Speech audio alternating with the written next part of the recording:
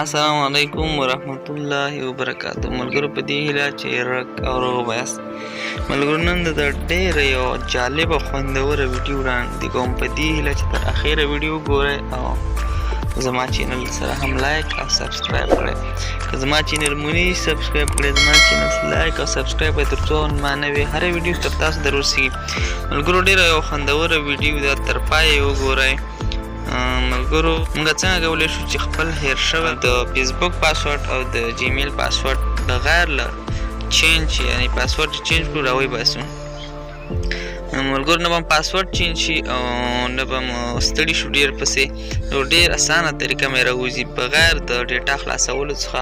ډیټا مو خلاصه کړه او که خلاصه مو نه کړه ملګرو دا طریقه تاسو کولی شئ. ډېره زبردسته طریقه ده ملګرو. ویډیو را سره تر اخره پورې وګورئ. ملګرو راځئ ویډیو به پیل کړو. لومړی به راشئ تاسو کروم براوزر به راخلاص کړئ.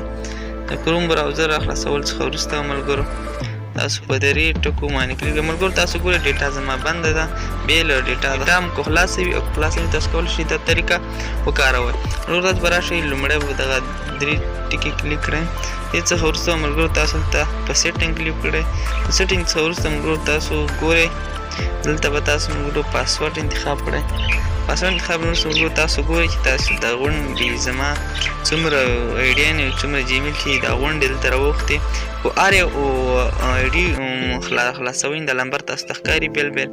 په همغې ځای به کلیک کړئ او هغې څخه وروسته به تاسو ته دغسې ګوره ملګرو دغه زه دغې باندې کلیک کړم. دې څخه وروسته ملګرو تاسو ته دلته راځي همغې د آی ډي نمبر دله راځي، هغه آی ډي پاسورډ دله راځي. دې ځای کې پاسورډ معلومول شي دلته تاسو کاپي کولی هم شئ. دغسې سترګې له مه وهله. دې څخه وروسته تاسو ته دا پاسورډ په بشپړ ډول ښکاري. تاسو بیا دغه کاپي ځای ووهئ. دغه په کاپي کړئ ملګرو. زه یې نه شم خلاصولی ځکه چې بیا په سکرین ریکارډر تور علامه راولي بیا څخه وروسته هېڅ شی هم نه ښکاري ملګرو.